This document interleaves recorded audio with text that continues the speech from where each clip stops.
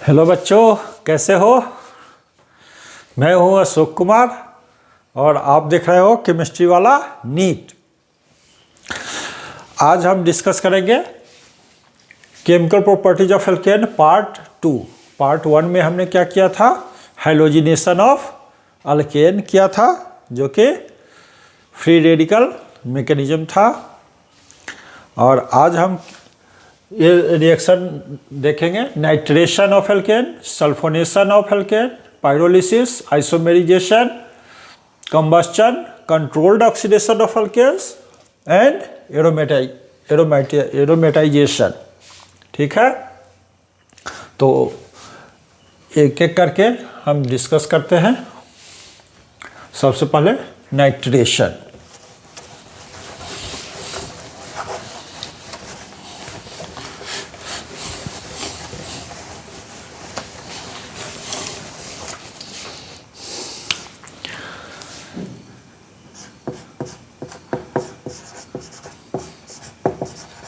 Nitration of alkane. Nitration of alkene में क्या है, मैंने पहले बताया था, अल्केन एक स्टेबल कंपाउंड है, उसमें कोई फंक्शनल ग्रुप नहीं है, इसलिए आसानी से वो रिएक्शन नहीं करता है। जनरली हीट प्रोवाइड करना पड़ता है, उसकी एक्टिवेशन एनर्जी ज़्यादा होती है, इसलिए हमको हीट प्रोवाइड करना पड़ता है। तो नाइट्रेशन एल्केन की तभी पॉसिबल है जब हाई टेम्परेचर यूज करेंगे, 450-500 डिग्री सेल्सियस टेम्परेचर हो और सेवरल आवर्स तक, 40 आवर्स तक हम इसको हीट करेंगे, तो क्या हो जाएगा, वो वेपर फेज में आ जाएगा अल्केन। ठीक है, क्योंकि हाई टेम्परेचर रहेगा तो स्वाभाविक है कि वो वेपर फेज में आएगा, तो वेपर फेज में ही रिएक्शन होता है। और लोअर अल्केन जनरली ये रिएक्शन नहीं देता है। उसका कारण क्या है, क्योंकि ये फ्री रेडिकल मैकेनिज्म है और मीथेन इथेन का फ्री रेडिकल स्टेबल नहीं है, इसलिए लोअर अल्केन नाइट्रेशन नहीं देता है। अब हेक्सेन लेते हैं एग्जाम्पल, नॉर्मल हेक्सेन C6H14, इसको अगर 40 आवर्स तक हीट करेंगे 500 डिग्री सेल्सियस मीन्स 773 K, तो ये कन्वर्ट हो जाएगा नाइट्रोहेक्सेन।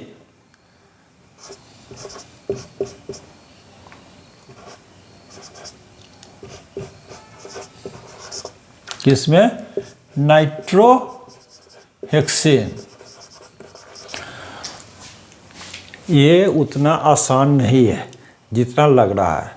क्यों, केवल नाइट्रोहेक्सेन ही नहीं देगा, बल्कि हाई टेम्परेचर के कारण ये डिसोसिएट हो जाएगा फ्रैगमेंट में, and we will get a mixture of nitro alkane. Clear है। जैसे अगर हम एग्जाम्पल लेते हैं, ये क्या है, प्रोपेन का, इसकी अगर पाइरोलिसिस करते हैं तो क्या क्या बनेगा,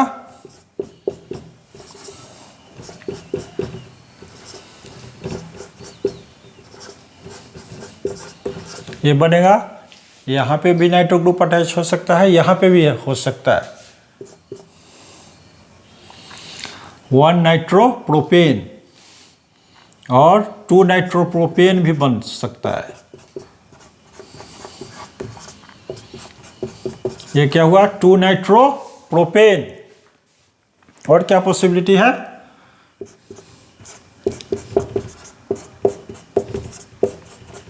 नाइट्रो इथेन, और क्या, nitromethane.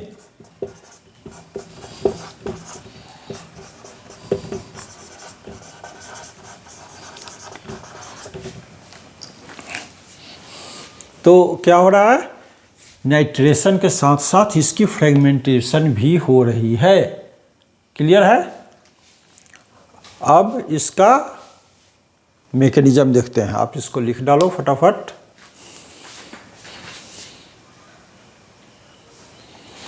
Mechanism of nitration.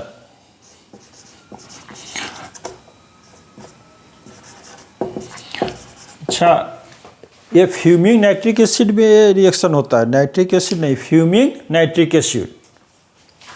Sulphonation भी फ्यूमिंग सल्फ्यूरिक एसिड में होता है, अल्केन की जो सल्फोनेशन होती है। तो मैकेनिज्म क्या है, हीट के प्रेजेंस में, क्योंकि हम इसको हीट कर रहे हैं। ये क्या है, नाइट्रिक एसिड है, HONO2 HNO3, तो इसकी होमोलाइटिक फिशन हो जाती है हीट के प्रेजेंस के कारण। इसकी होमोलाइटिक फिशन होती है।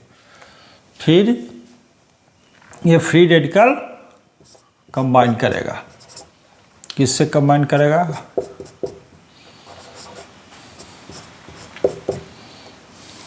आप ले क्या रहे हो उस पर डिपेंड कर रहा है। सपोज अगर प्रोपेन लेते हैं तो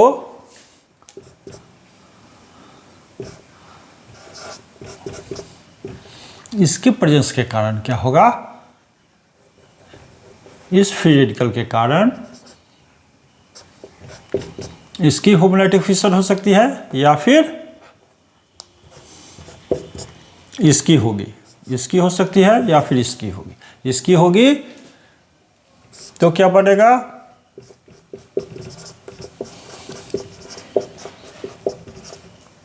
वन डिग्री फ्री रेडिकल बना, और इसकी होगी तो 2 डिग्री फ्री रेडिकल बनेगा।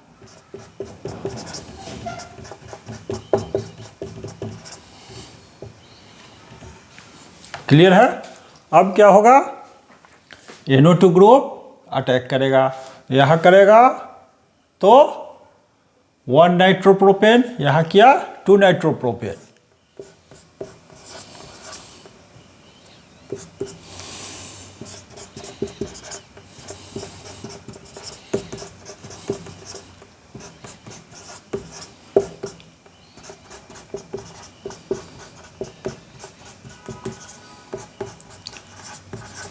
ये हुआ 1 नाइट्रो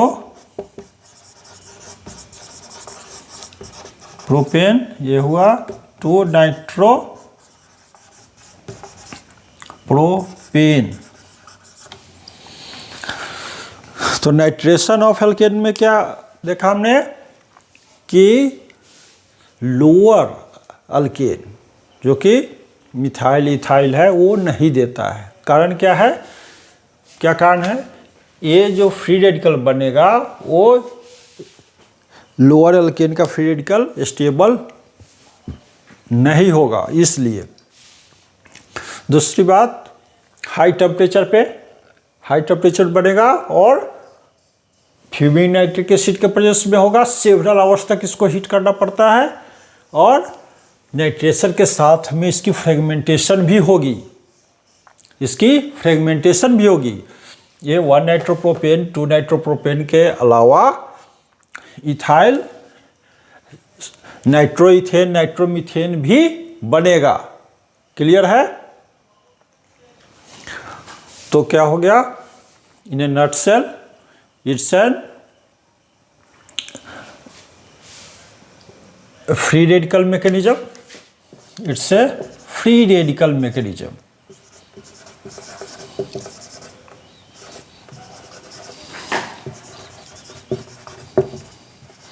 फ्री रेडिकल मैकेनिज्म के लिए कंडीशन होता है हाई टेम्परेचर जनरली, या फिर कोई free radical as a source उसमें डाल दो रिएक्शन मिक्सचर में, जो कि इनिशिएट करेगा रिएक्शन को।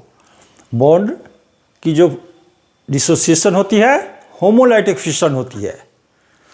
तो नाइट्रेशन, सल्फोनेशन, ये सब क्या है, फ्री रेडिकल मैकेनिज्म है, हाई टेम्परेचर पे होगा। हाई टेम्परेचर ज़्यादा, बाकी रिएक्शन से ज़्यादा इसमें हाई टेम्परेचर की जरूरत इसलिए पड़ती है क्योंकि अल्केन एक स्टेबल कंपाउंड है, उसमें कोई फंक्शनल ग्रुप नहीं है, इसलिए ज़्यादा हीट की ज़रूरत है, और दूसरा सेवरल आवर्स तक हमको हीट करना पड़ता है। और ऑक्सीडाइजिंग एजेंट HNO3 क्या है? स्ट्रॉन्ग ऑक्सीडाइजिंग एजेंट है। और फ्यूमिंग नाइट्रिक एसिड अगर यूज किया, फ्यूमिंग नाइट्रिक एसिड यूज किया तो और ज़्यादा स्ट्रॉन्ग होगा, इसलिए रिएक्शन पॉसिबल है। ठीक है, तो this is all about the nitration of alkane. फटाफट लिख डालो आप।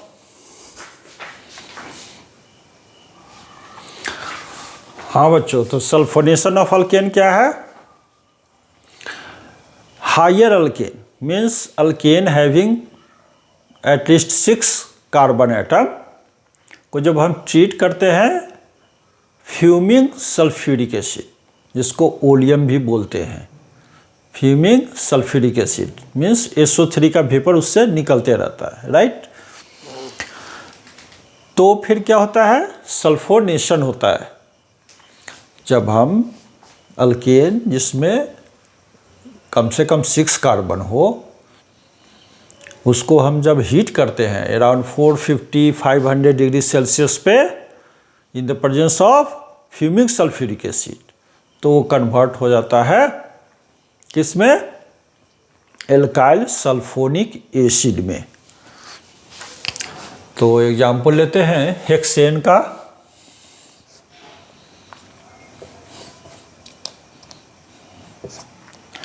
C6H40 N hexane.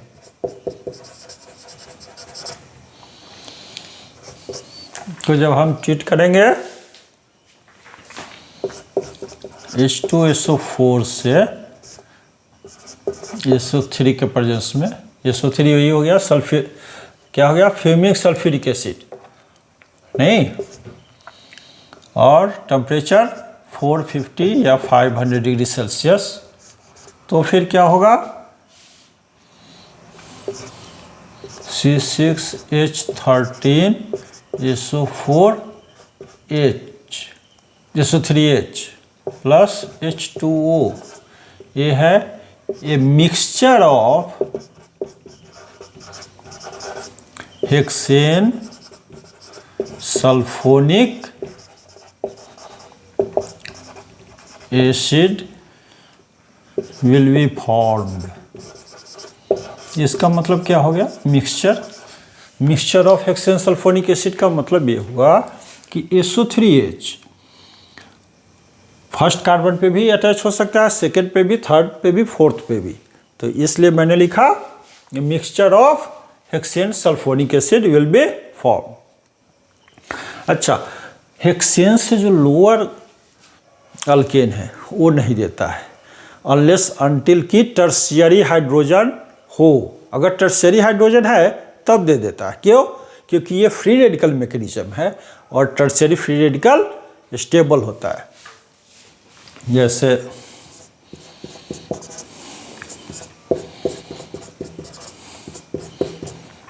ये क्या है? 2-मिथाइल प्रोपेन, और ये है टर्शियरी हाइड्रोजन, तो ये रिएक्शन दे देगा आराम से। H2SO4 SO3 हीट कर दो तो ये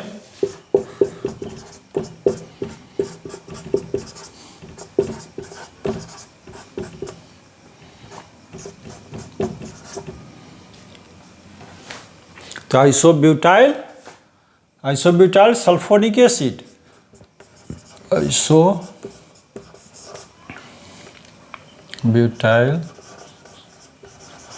सल्फोनिक एसिड। तो ये इसलिए बन रहा है क्योंकि ये जो इसका मैकेनिज्म होगा तो फ्री रेडिकल बनेगा, वो 3 डिग्री बनेगा और वो ज़्यादा स्टेबल होगा। इसको लिख डालो, फिर इसका हम मैकेनिज्म देखते हैं। इसमें फ्रेगमेंटेशन नहीं होता। नाइट्रेशन में क्या होता है? अल्केन की फ्रेगमेंटेशन हो जाती है, छोटे छोटे अल्केन में टूट जाता है, लेकिन यहाँ फ्रेगमेंटेशन नहीं होता। हाँ, ये होगा कि क्या होगा? 1 कार्बन पे अटैच हो सकता है SO3H, 2 पे भी हो सकता है, 3 पे भी हो सकता है, ठीक है, लेकिन फ्रेगमेंटेशन नहीं होगा। चलो लिख डालो, फिर मैकेनिज्म देखते हैं इसका क्या होगा। मैकेनिज्म ऑफ सल्फोनेशन,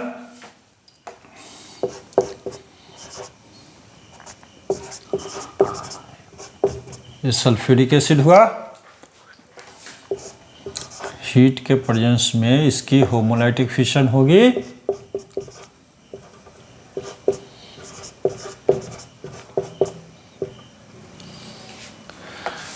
ये फ्री रेडिकल बनेगा। उसके बाद क्या होगा, ये अटैक करेगा किस पे, अल्केन पे,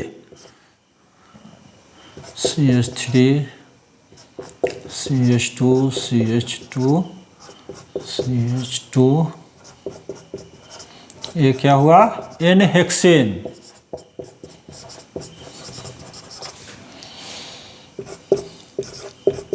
तो ये फ्री रेडिकल, इस फ्री रेडिकल के प्रेजेंस के कारण क्या होगा, किसी एक CH बॉन्ड की होमोलाइटिक फिशन होगी और -H2 हो जाएगा, H2 निकल गया, और क्या बनेगा, जो भी पॉसिबिलिटीज है,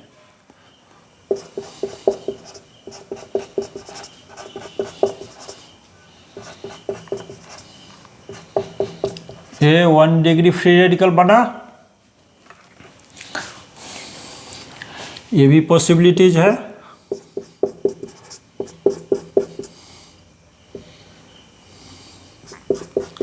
2 डिग्री फ्री रेडिकल बना,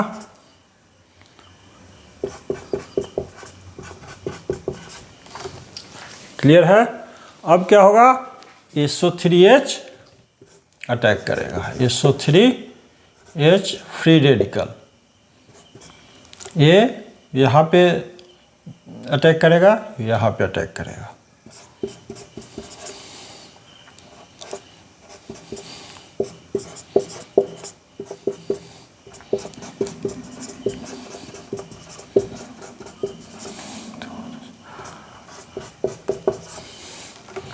या फिर और क्या प्रोडक्ट बनेगा,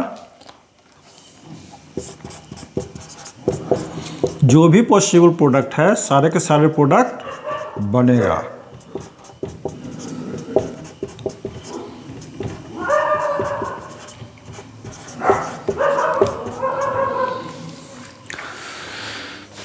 हेक्सेन सल्फोनिक एसिड, नहीं, हेक्सेन 2 सल्फोनिक एसिड बन गया। लोअर अल्केन की सल्फोनेशन नहीं होती है, कारण क्या है कि फ्री रेडिकल लोअर अल्केन का स्टेबल नहीं होता, इसलिए कार्बन अल्केन जिसमें कम से कम 6 कार्बन हो वो सल्फोनेशन रिएक्शन देता है, और अल्केन स्टेबल कंपाउंड है, उसमें केवल CC बॉन्ड और CH बॉन्ड है, वो हाईली स्टेबल कंपाउंड है, कोई फंक्शनल ग्रुप नहीं है, इसलिए कोई भी रिएक्शन कराना होता है तो हमको हीट करना पड़ता है जनरली, तभी वो रिएक्शन करता है। तो और यही नहीं, जो सल्फोनेशन का जो रिएजेंट है वो सिंपल सल्फ्यूरिक एसिड नहीं बल्कि फ्यूमिंग सल्फ्यूरिक एसिड, जिसको ओलियम भी बोलते हैं, हम यूज करते हैं। This is all about the mechanism of sulphonation of alkane. Clear है, इसको लिख डालो आप।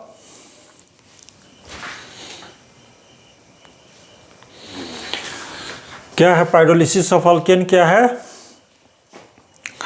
Thermal decomposition of higher alkane और compound into the smaller alkane और alkene is called pyrolysis. Clear है। और पेट्रोलियम इंडस्ट्री में इसी प्रोसेस को बोलते हैं क्रैकिंग। क्या बोलते हैं, क्रैकिंग। ठीक है, तो एग्जांपल लेते हैं हेक्सेन का।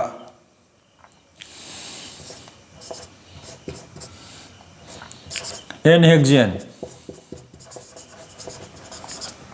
इसको जब हम 500 डिग्री सेल्सियस पे हीट करते हैं 773 के पे, तो ये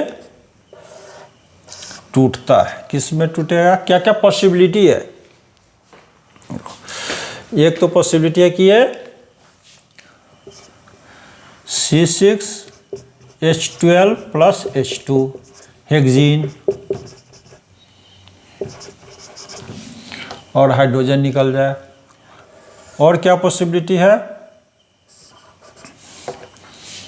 ब्यूटीन C4H8 और इथेन C2H6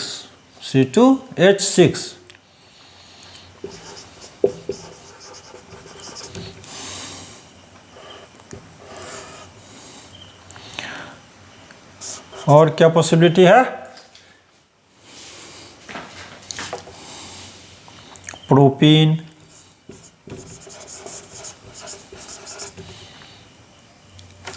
प्रोपीन का फॉर्मूला क्या हुआ?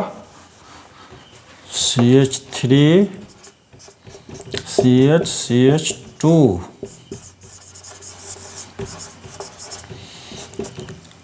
Ethene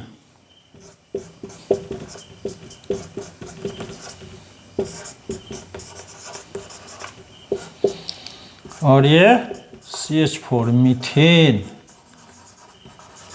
et cetera. इस तरह से रिएक्शन हो। अच्छा, ध्यान से देखोगे आप तो फ्रेगमेंटेशन हो रहा है, तो एल्कीन बन रहा है, एल्कीन बन रहा है। इसका एल्केन नहीं बनाया मैंने, इसका एल्कीन नहीं बनाया। ऐसा क्यों?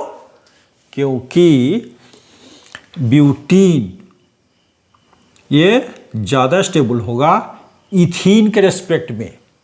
मोर substituted alkene is more stable, more substituted alkene is more stable, इसलिए ये ब्यूटीन बनेगा।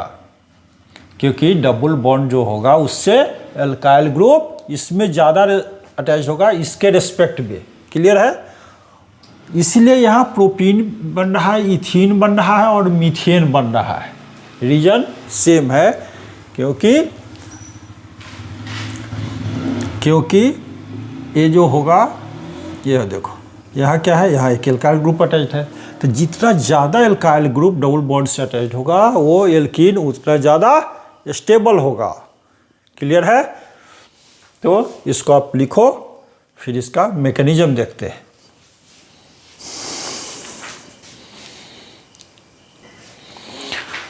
तो मैकेनिज्म ऑफ पाइरोलिसिस ये फ्री रेडिकल मैकेनिज्म है। क्या होगा? एग्जाम्पल लेते हैं, normal hexane.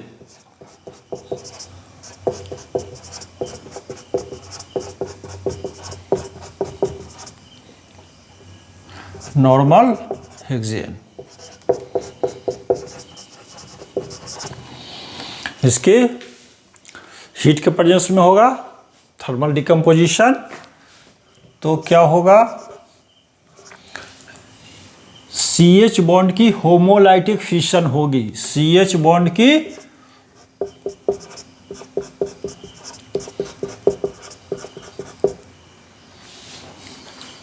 Hexyl free radical बनेगा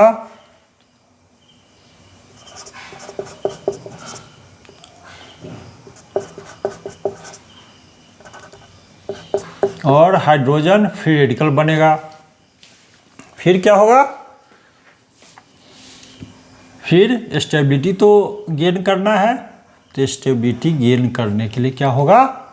यहाँ एक हाइड्रोजन है, उसकी फ्री रेडिकल मैकेनिज्म होगी, तो H फ्री रेडिकल इससे कंबाइन करके H2 बनाएगा और यहाँ डबल बॉन्ड आएगा।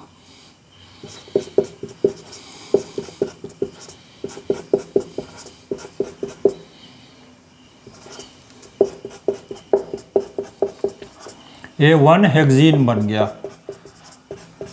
ये 1 हेक्सीन। सॉरी। और क्या पॉसिबिलिटी है?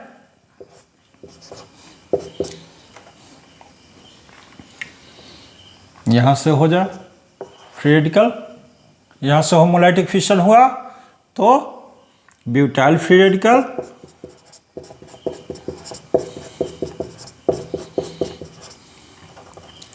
Plus ethyl free radical,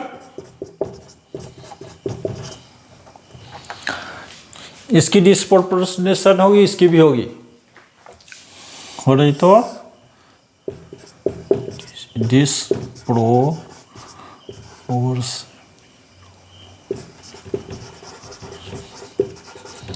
disproportionation हुआ तो क्या बनेगा, ethane and ethene, CH3 plus CH2 नहीं, डिस्प्रोपोर्शनेशन होगा तो एक की हाइड्रोजन एक से निकलेगा, एल्कीन बन गया, एक में हाइड्रोजन अटैच होगा तो अल्केन बन गया। ये इथीन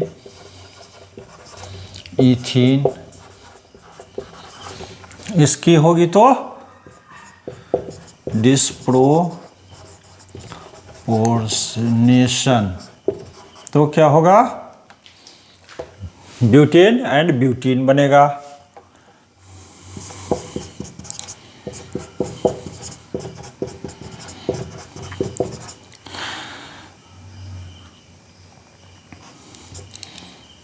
ब्यूटेन एंड ब्यूटीन बनेगा। अच्छा, ये दिमाग नहीं लगाना है, क्या दिमाग नहीं लगाना है कि दो ब्यूटाइल ग्रुप अटैच्ड होकर के एन ऑक्टेन बनाएगा, बना करके क्या करेगा, अंत में तो उसकी भी फ्रेगमेंटेशन होनी है, पाइरोलिसिस में उसकी भी तो फ्रेगमेंटेशन होनी है, तो बन रहा है या नहीं बन रहा है, दिमाग नहीं लगाना है उधर, ठीक है।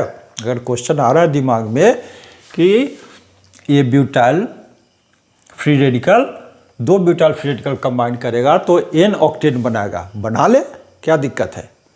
तो हीट के प्रेजेंस में उसकी भी फ्रेगमेंटेशन होगी, तो अल्टीमेटली क्या होगा, एन हेक्सेन से सब छोटा फ्रेगमेंट ही बनता चला जाएगा।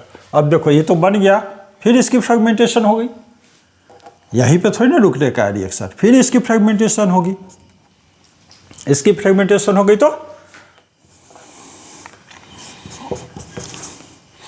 CH3 ये टूट गया, CH2 fragment plus methyl free radical, propyl free radical and methyl free radical. अब क्या होगा, ये मीथेन बन जाएगा, एक हाइड्रोजन यहाँ से निकला और ये प्रोपीन बन गया।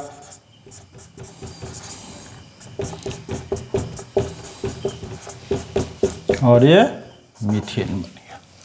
क्लियर है। तो ये हुआ मैकेनिज्म ऑफ पाइरोलिसिस। तो उम्मीद करता हूं कि आपको अच्छे से समझ आ रहा होगा ये सारा। ठीक है, तो फटाफट लिख डालो।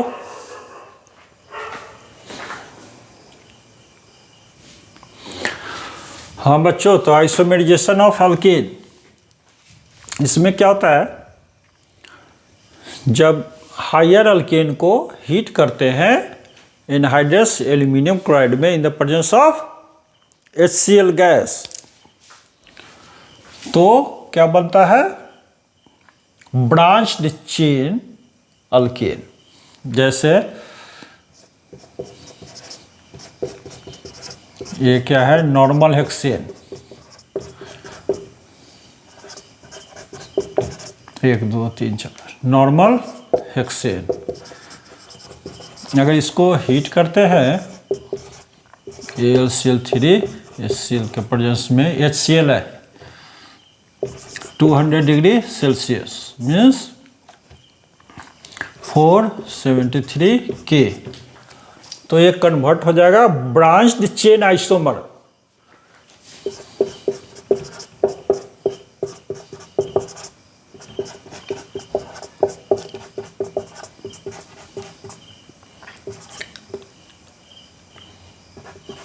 ये क्या हो गया, 2 मिथाइल पेंटेन, 2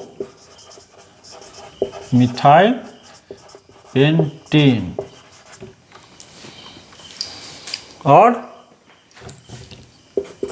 3 मिथाइल पेंटेन भी बनेगा।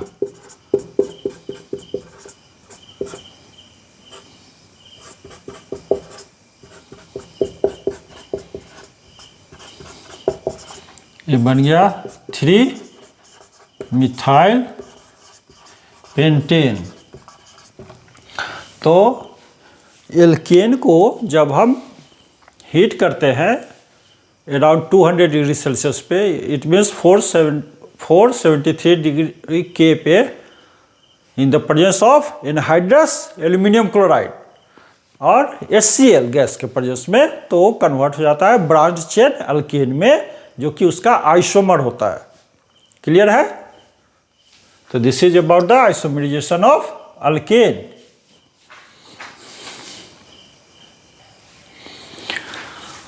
हाँ, तो बच्चों एरोमेटाइजेशन ऑफ अल्केन ये क्या है? हायर अल्केन मीन्स अल्केन जिसमें 6 कार्बन या उससे ज़्यादा है, तो उसको जब हम हीट करते हैं अराउंड 500 डिग्री सेल्सियस पे, in the presence of catalyst at high pressure 10 to 20 atmospheric pressure पे, और कैटलिस्ट क्या यूज करते हैं? ऑक्साइड्स ऑफ मोलिब्डेनम ले सकते हैं, वैनेडियम ले सकते हैं, क्रोमियम ले सकते हैं, in the support of alumina, तो वो कन्वर्ट हो जाता है एरोमेटिक कंपाउंड में। जिसमें कन्वर्ट हो जाता है एरोमेटिक कंपाउंड में। तो इसका स्टेटमेंट तो पहले आप लिखो। हाँ बच्चों, तो स्टेटमेंट क्या है एरोमेटाइजेशन ऑफ एल्केन का?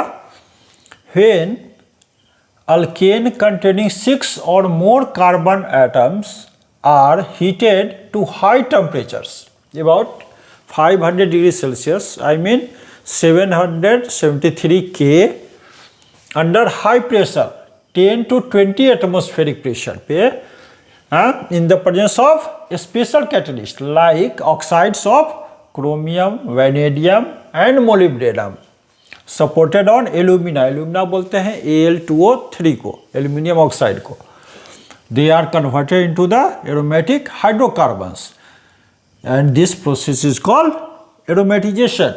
इसको आप लिख डालो, क्योंकि 12th में या बोर्ड एग्जाम में ये लिखना जरूरी है, तभी फुल मार्क्स आपको मिलेंगे। नीट जेई में तो कंसेप्ट ही सफिशिएंट है। इसको लिखो फटाफट, फिर एग्जाम्पल देखते हैं फटाफट।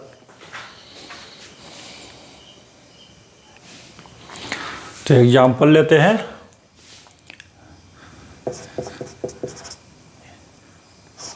ये क्या है?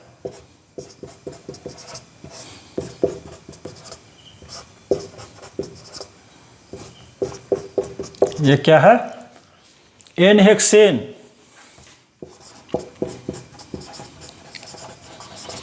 एन-हेक्सेन को जब ट्रीट करेंगे Cr2O3 या फिर वैनेडियम पेंटाक्साइड या फिर molybdenum oxide at 500 degree Celsius और 773 K 10 to 20 एटमॉस्फेरिक प्रेशर,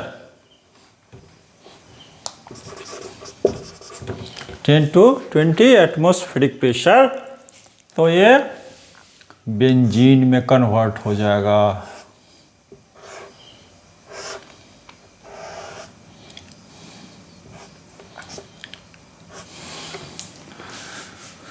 और क्या होगा?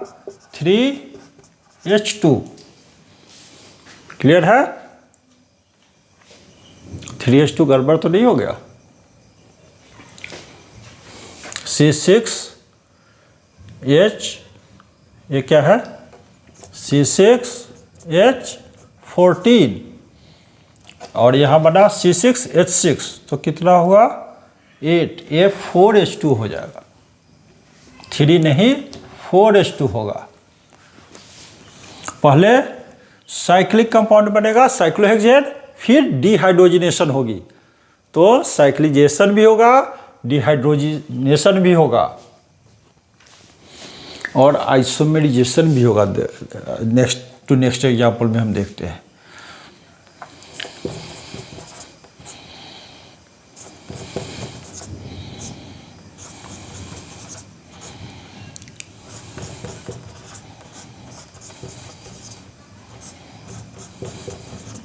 ये कौन सा कंपाउंड हुआ, ये एन हेप्टेन।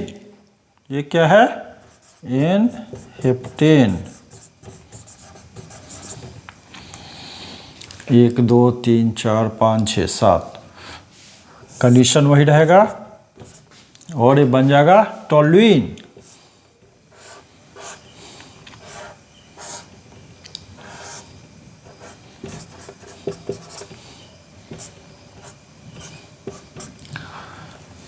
यहाँ भी शायद 4H2 ही निकलना चाहिए।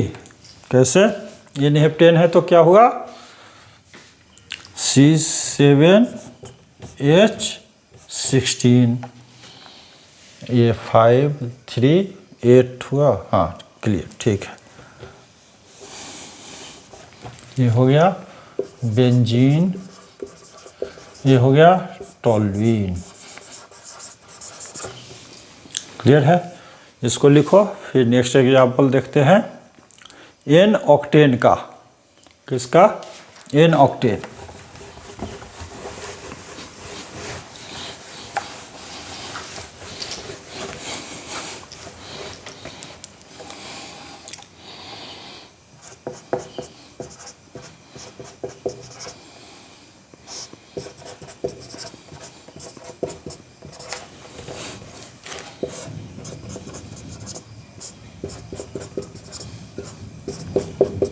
ये हो गया एन ऑक्टेन, कंडीशन वही, क्रोमियम ऑक्साइड, वेनेडियम पेंटाऑक्साइड, कोई एक लेना है, मोलिब्डेनम ऑक्साइड,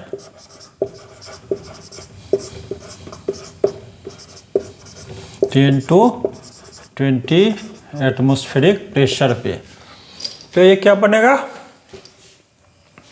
2 2 4 2 6 7, अरे इसमें तो एक C2H5। क्लियर है, अब तो सही है।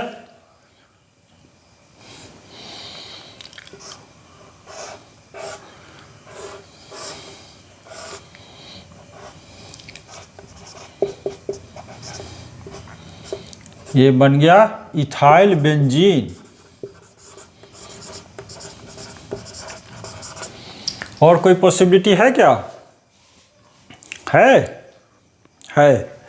क्या पॉसिबिलिटी है, ये पॉसिबिलिटी है। और क्या क्या प्रोडक्ट बन सकता है, उसकी क्या पॉसिबिलिटी है,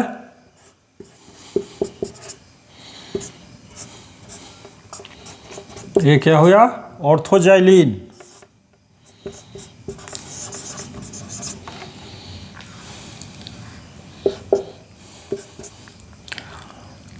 और पॉसिबिलिटी है मेटाजाइलिन, पैराजाइलिन।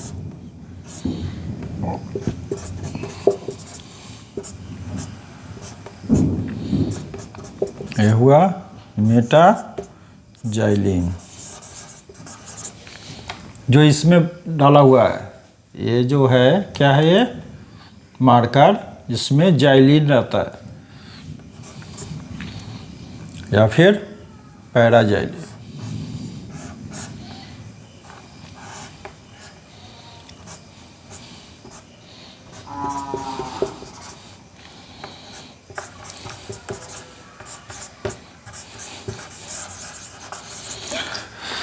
तो क्या क्या हो रहा है इसमें, एरोमेटिजेशन हो रहा है, साइक्लिजेशन हो रहा है, डिहाइड्रोजिनेशन भी हो रहा है, नहीं, H2 तो निकलेगा ही निकलेगा,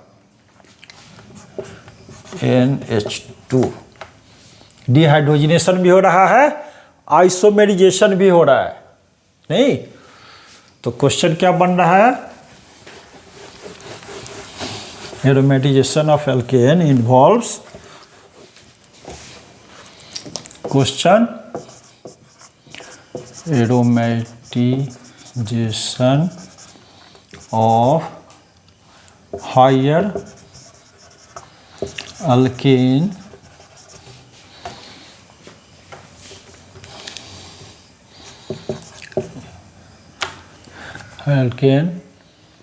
in the formation of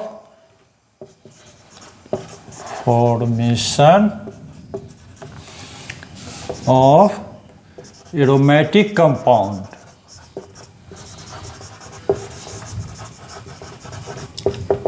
involves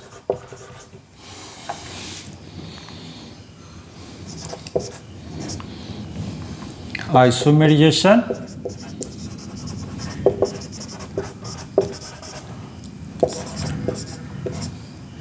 dehydrogenation,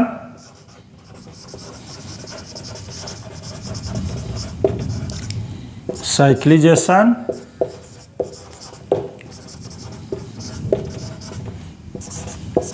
all of the above। Clear है? तो क्या होगा? ये भी सही, ये भी सही, ये भी सही है। अगर किसी एक को टिक मार्क करना है तब ये सही है। क्लियर है? This is all about the aromatisation of alkane.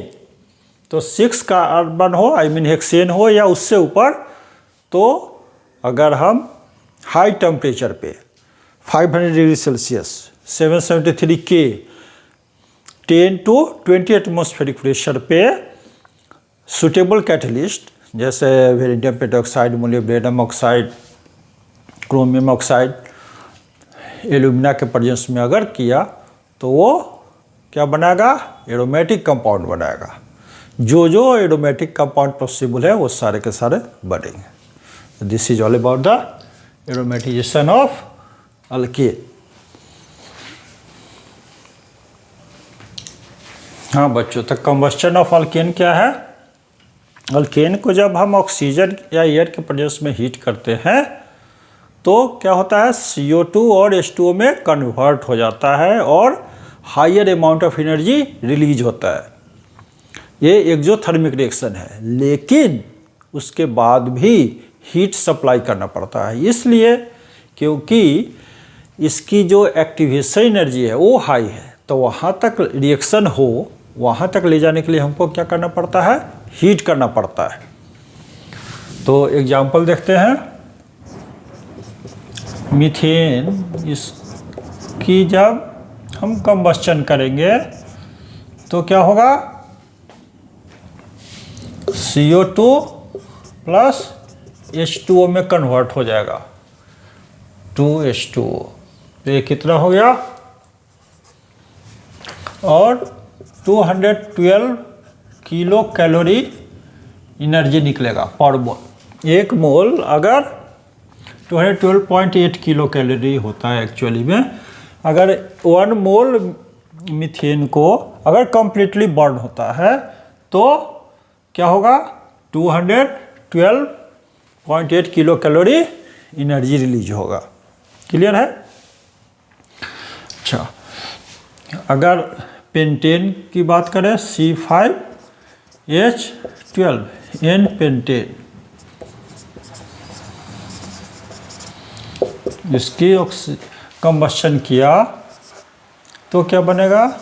CO2 और H2O तो बनना है और प्लस एनर्जी, जिसमें शायद लगभग more than 500 kilo calorie energy निकलता है। More than 845 kilo calorie. Balance कैसे करोगे? 5 यहाँ डाल दिया, 5 6 डाल दिया तो यहाँ क्या हो जाएगा? 358। बैलेंस्ड हो गया। क्लियर है? अब देखो इसे कहाँ कहाँ एप्लीकेशन है। कहाँ कहाँ एप्लीकेशन है।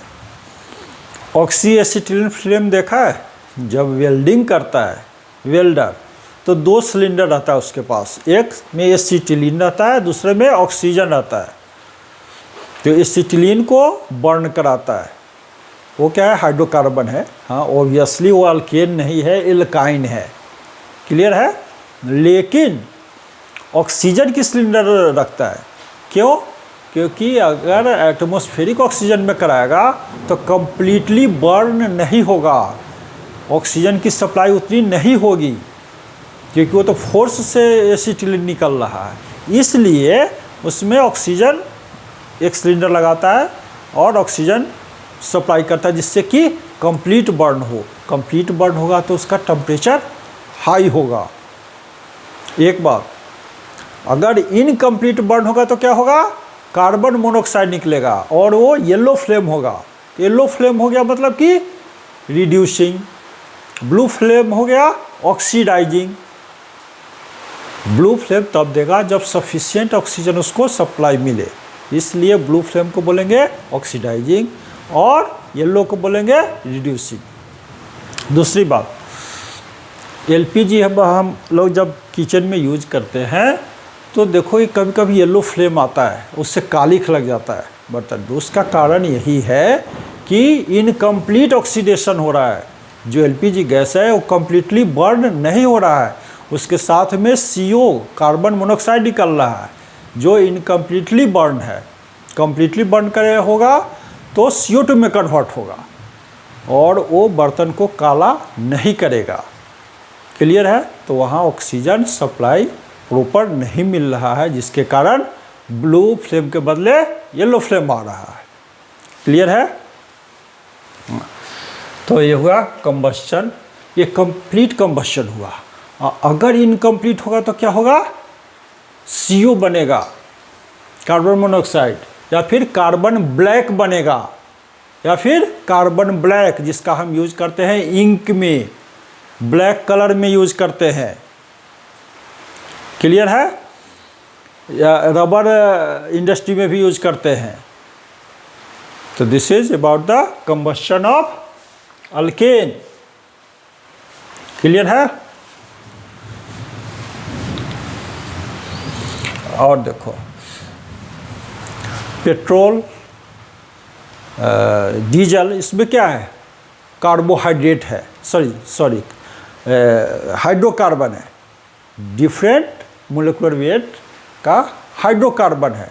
तो क्या होगा, इंटरनल कंबस्शन इंजन में, अरे गाड़ी में क्या है, कार ड्राइव करते हैं, वहाँ पे पेट्रोल बर्न होता है, तो वहाँ इंटरनल कंबस्शन इंजन है, वहाँ पे बर्न होता है तो ट्रिमेंडस अमाउंट ऑफ एनर्जी निकलता है।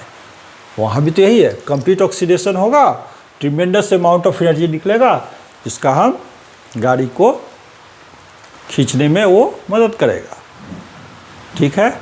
तो this is all about the combustion of alkane. Hello बच्चों, तो कंट्रोल ऑक्सीडेशन ऑफ अल्केन में क्या होता है, 2 पॉसिबिलिटी है। एक तो है कि हाई प्रेशर पे इसको हीट करो in the presence of suitable catalyst, तो ये अल्कोहल में या एल्डिहाइड में या कार्बोलिक एसिड में कन्वर्ट होगा। और दूसरा है KMnO4 के साथ, तो वो जनरली स्मॉलर अल्केन नहीं देता रिएक्शन। हाँ ब्रांच्ड है या 3 डिग्री हाइड्रोजन है, टर्सरी हाइड्रोजन है, तब वो कन्वर्ट होता है, ऑक्सीडाइज होता है अल्कोहल में।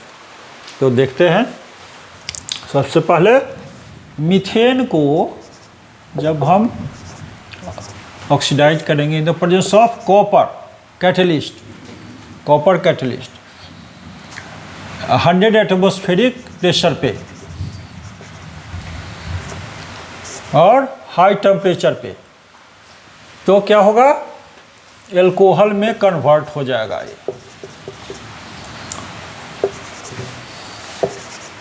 ये अल्कोहल में क्या है, मिथेनॉल,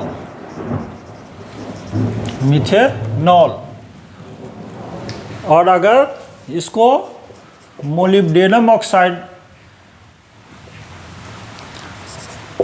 के प्रेजेंस में अगर ऑक्सीडेशन किया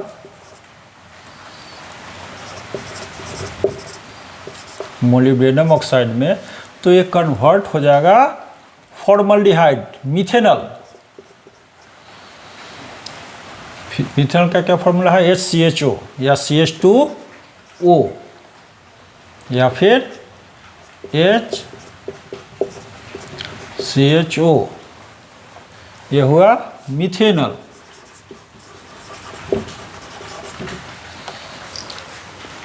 और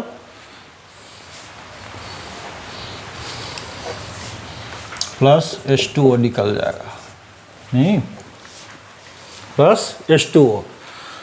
और अगर ट्रीट करेंगे एल्केन को in the presence of manganese acetate CH3COO, ये क्या हो गया? Manganese acetate. तो ये कार्बोलिक एसिड में कन्वर्ट हो जाएगा। ऑक्सीजन यहाँ डालना है O2, तो ये कन्वर्ट हो जाएगा कार्बोक्सिलिक एसिड में,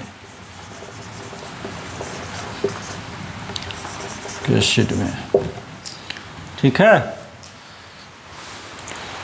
दूसरा है KMnO4 के साथ, इसको आप पहले लिखो फटाफट।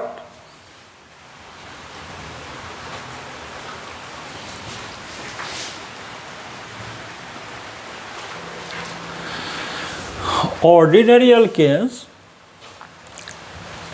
KMnO4 से रिएक्शन करेगा तो ऑक्सीडाइज नहीं होता है, ड्रास्टिक कंडीशन में होता है।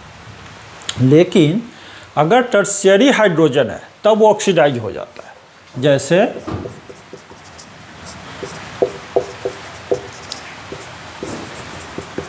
ये क्या है? टर्शियरी हाइड्रोजन है। कंपाउंड क्या हुआ? 2-मिथाइल प्रोपेन, 2-मिथाइल प्रोपेन, ये ऑक्सीडाइज हो जाएगा KMnO4 और कन्वर्ट हो जाएगा अल्कोहल में।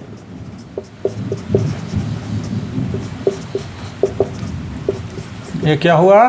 2-मिथाइल 2-प्रोपेनॉल या फिर 2-मिथाइल प्रोपेन 2-ऑल। क्लियर है? तो this is about the controlled oxidation of alkane. तो क्या पढ़ा आज हमने? केमिकल रिएक्शंस ऑफ अल्केन, उसमें नाइट्रेशन, सल्फोनेशन, एरोमेटिजेशन, आइसोमेरिजेशन, कंट्रोल्ड ऑक्सीडेशन,